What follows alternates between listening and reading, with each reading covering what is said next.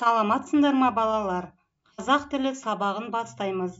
Сабақтың тақырыбы сөз және оның құрамы. Бүгінгі сабақта жыл бойы өткенді қайталап еске түсіреміз. Сөз және оның құрамы, сөйлем мүшелері, сөз таптары туралы біліміңді бекітесің. Сабақты сөз жұмбақты шешумен бастап көрейік. Сол арқылы қандай мереке жайлы айтылып тұрғанын болжаймыз.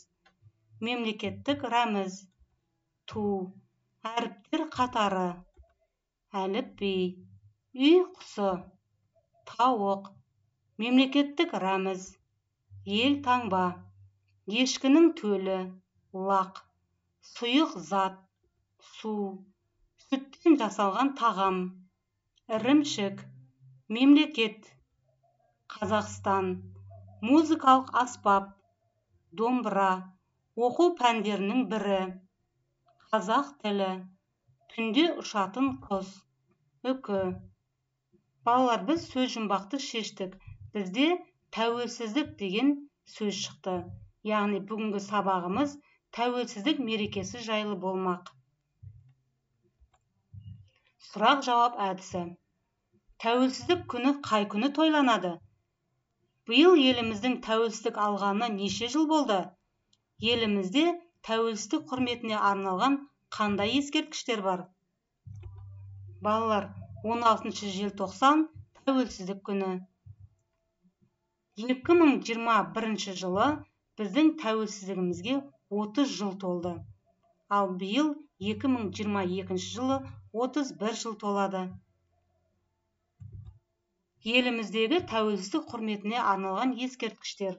Сендер экраннан тәуелсіздік монументін көріп тұрсыңдар. Қазақстан Республикасы тәуелсіздігінің 5 жылдығына орай Алматы қаласында салынған сәулет және мүсін өнері ескерткіші республикалық маңызы бар ескерткіштер тізіміне енгізілген. Экранда 2009 жылы Астананың жаңа алаңында Қазақ елі монументі бой көтерді. Ол Қазақстанның тәуелсіздік рәміздерінің бірі. Шымкентте 2009 жылы 22 қыркүйекте жер ана тәуелсіздік ескерткіші ашылды. Ал Ұлытауда 2005 жылы 15 қыркүйекте Қарағанды облысындағы Айыртау жотасының етегінде Қазақстан халқының бірлігі монументі ашылған. Балалар, осылайша еліміздің түкпір-түкпірінде тәуелсіздікке арналған көптеген ескерткіштер ашылған. 37-ші жаттығу. Көркем жаз. Қазақстан біздің сүйікті атамекеніміз. Ол 1991 жылы 16 желтоқсанда тәуелсіздігін жариялады. Еліміз әлемге танылған мемлекет болды. Қарамен жазылған сөздері сөз құрамына талдап көрейік. Түбір мен қосымшаны тиісті белгімен белгілейміз. Қазақстан сөзі түбір болып табылады.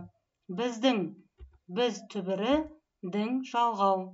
Сүйікті, сүйікті түбір сөз. Ата мекеніміз, мұнда ата және мекен деген екі түбірден құралған. Жалғау, міз жалғау. Яғни біз бірінші тұрған сөйлемді сөз құрамына талдадық. Келесі тапсырма. Тірек сөздерді пайдаланып, туған елім мақтанышым тақырыбында әңгіме құрап жазыңдар. Тірек сөздер: мемлекет, туған ел, Қазақстан, әлем, тәуелсіз, кең байтақ, мақтан етемін, алтын дәнді. Туған елім мақтанышым. Қазақстан тәуелсіз мемлекет. Қазір елімізді әлем таниды. Қазақстанның жері кең байтақ. Біздің еліміз алтын дәнді дақылдар өндіреді. Мен өз отанымды, туған елімді жақсы көремін және мақтан етемін. Балалар, бүгінгі сабақ сендерге түсінікті деп ойлаймын. Сау болыңдар.